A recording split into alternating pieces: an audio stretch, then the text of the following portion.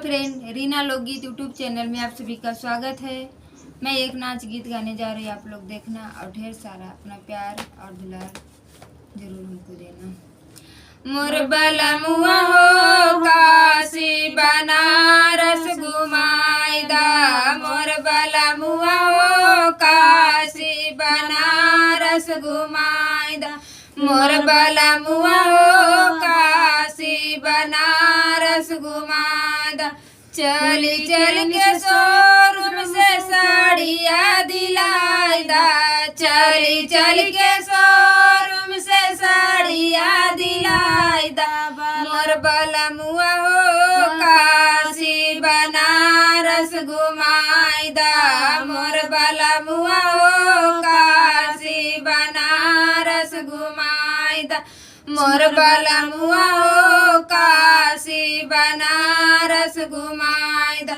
चली चल के चूड़िया से चूड़िया पहिनाईदा, चली चल के चूड़िया से चूड़िया पहिनाईदा।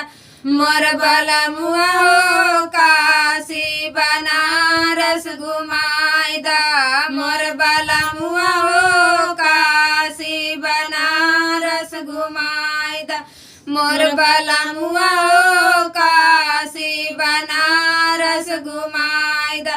चली चल सोनारवा से पायल दिलाईदा, चली के सोनारवा से पायल दिलाईदा, चली के सोनारवा से पायल दिलाईदा। मोर बलमुआ हो काशी बनारस घुमाईदा, मोर बलमुआ हो काशी बनारस घुमाईदा, मोर बलमुआ हो काशी बनारस घुमाईदा। चली चल बाजारिया में चाट चौमिनिया खियाईदा, चली चल बाजारिया में चाट चौमिनिया खिलाईदा। मोर बलमुआ हो काशी बनारस घुमाईदा, मोर बलमुआ हो